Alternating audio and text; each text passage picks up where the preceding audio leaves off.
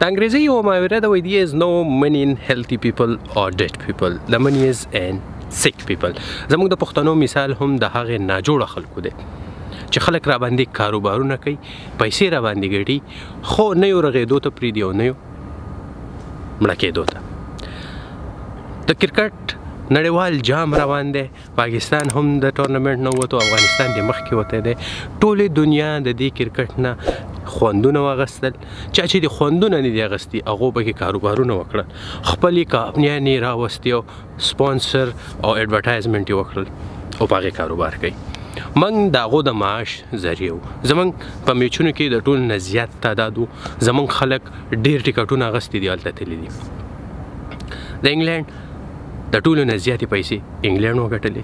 د هغې نه بعد ایمریټس او اوپو د دې د کرکټ ټورنمنټونه د ټیمان په دې کې ټورنمنټ کې نه لبیږي، خو د ډېرې غټې پیسې ولګولې، دا افیشل سپانسران دي.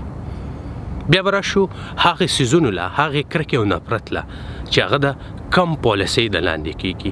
د پاکستان او د نیوزیلینډ چې کله میچ و نو د پاکستان آرمي چیف او د هغه سره DJSPR په ګراوند کې و.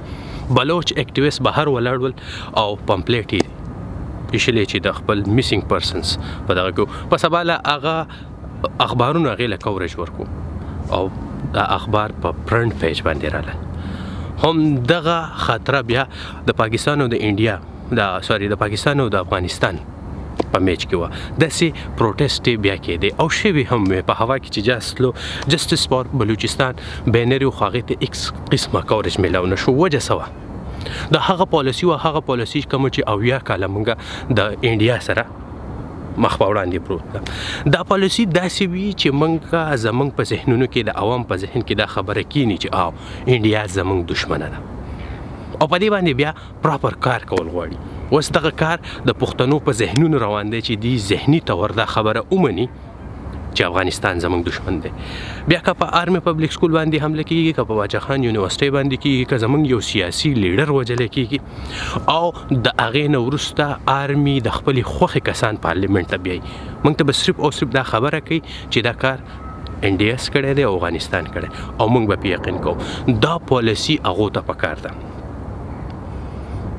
اوس زه ډاکټر ټرکي دا د پښتنو په یوټیوبرانو کې د ټولو نه زیات سبسکرایبر لرونکی یوټیوبر دی، ورپسې افغان بایجان په ده پسې 2م نمبر دی. د دې ویډیوګانو ته چې لاړ شئ، دوی هم دغه پالیسي مخ په وړاندې کړې ده چې دا خلک ومني، دوانه اړخ ته پښتانه د هغو په سوچ او فکر باندې دا خبره حاوي شي چې پاکستان او افغانستان دا دشمنان دي. بالکل دی یا نه دی، خو داسې پالیسي اوس پکار ده چې د افغانستان د سیډ نه تیز هوا راشي او DJSPR دا بیان ورکړي چې او د افغانستان نه تیز هوا راغلي و او موږ ته تکلیف دی او زموږ پښتانه ټوپک په لاس تورخم ته ورسي او دا خبره کوي چې ولې ستاسو د هوا ولې هوا، خو خیر چې کله ګرمي وي موږ ورته هوا وایو، په یخنۍ کې ورته سیلی وایو. نو چې دا سیلی تاسو ولې منع نه کړه؟ نو دغه پالیسي پکار ده چې د خلکو په ذهنونو کې دا کرکه او نفرت ډېر زیات وي. زه افغان بایجان ته سوال منت کوم، که ته په دې پالیسۍ باندې نه یې پوهه، ما له هغه ټایم پکار و چې زه ستا مخې ته په سیډنۍ کې ولاړم، ما تقریر کوو، تا زما ریکارډینګ کوو. هغه ټایم ما ته موقع میلاو نه شوه. خو که تاسو داسې څوک پیژنئ چې هغه په یوټیوب یا په فیسبوک راشي تاسو ته کنځل ویل وکړي، لکه داسې ډېر شی فیسبوک والا شته چې هغو لایو راشي، تاسو به اول وکنځي، افغانستان به وکنځي او اشرف غني به وکنځي، بیا تاسو راشي او هغو ته کنځل وکړئ، د هغو د کنځلو جواب ورکړي. دا یو ډېر غلط تاثر بیایي.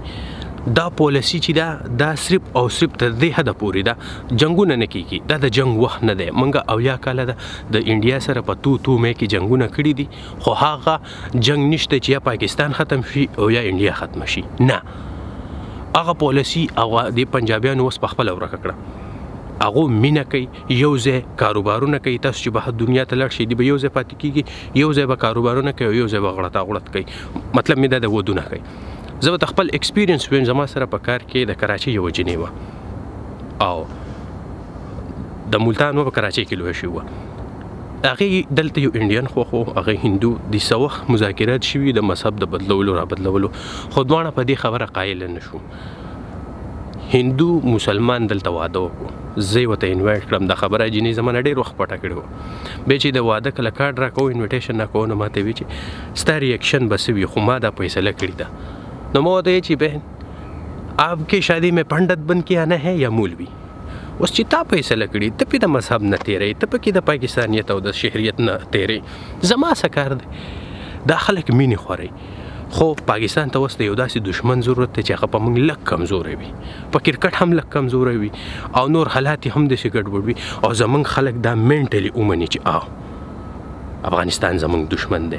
نو بیا به زموږ آرمي الیکشن هم ګټلی شي، په بجټ کې به ډېرې پیسې هم دخکولی شي، د خلکو په اړه کې به یره ترهه وي، دی به کاروبارونه هم کوي. د خدای قدرت ته وګورئ، پاکستان چې کله هم رخ شي اسلام او پاکستان ته خطره ده او دا به همیشه په خطره کې وي.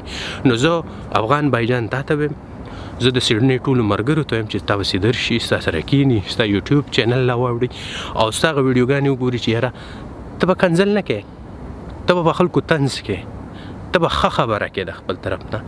خو آیا د دغې پالیسۍ باندې ته پوهئ کوم چې دغه پالیسي د پښتنو په ذهنونو باندې ورغالبه کیږي، د پښتانه مینټلی دې ته تیار شي چې موږ دشمنان یو، نو باید چې کوم څیزونه ګټې راوړي هغه نقصان نه وړي.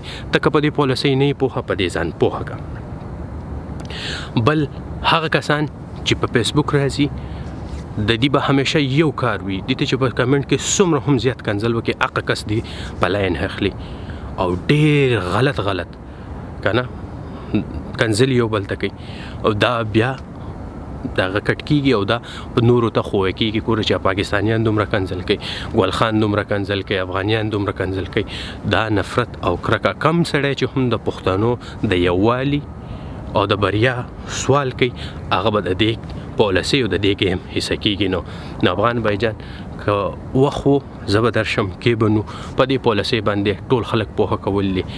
زه ډاکټر ټرګي ته اکس څه نشم ویلی، هغه د دې پالیسۍ ښکار دی، حصۍ ده او هغه دا کار ښه په سوچ سمج کوي. داسې نور خلک شته ماته معلوم دي چې په فیسبوکونو راځي زیشان ټایپ خلک چې کوم دي کنځل خلکو ته کوي، بیا واپس تاسو نه کنځل هوري. نو دا پالیسي چې ده دا ودرول دي، په دې باندې کار کول دي. نور خدای دې وکړي چې پښتانه خپل برانډ ولري، خپله کمپني ولري، خپله کیمره ولري، خپل موبایل ولري، خپله ګړۍ ولري او د هغه په داسې ایونټ کې سپانسر شي او د هغې د وجې موږ کاروبارونه شروع کړو، موږ په دنیا باندې راج وکړو، موږ تعلیم وکړو. ستاسو ویډیو زما په خیال 99% پنجابیان نه ګوري، که ته هغه ته ډېر ووایې مېرې پنجابي بھائیو دا پښتانه ګوري او دغه څیزونه چې دي دا د کرکې او د نفرت او د دغه پالیسۍ سبب جوړیږي. نور زما یو پازیټیو قدم دی، زه غواړم چې پښتانه را یوځای شي. زه چې د افغانستان او د پاکستان پښتنو د یووالي دغه کوم نه، زه به هیڅ چاته هم چاته د ګل خان چاته د پیغور دا خبرې نه کوم. راځئ چې خپل وطن کې امن راولو، خپل وطن وګټو، په خلکو کې سیاسي شعور پیدا کړو. دومره سیریس به ما چرته هم ویډیو نه کړي، په تلو کې په مذاق کې. Don't forget to subscribe my YouTube channel and Gingre Shlangawoling English. Wow. Follow me on Twitter and Instagram. تر بلې ویډیو.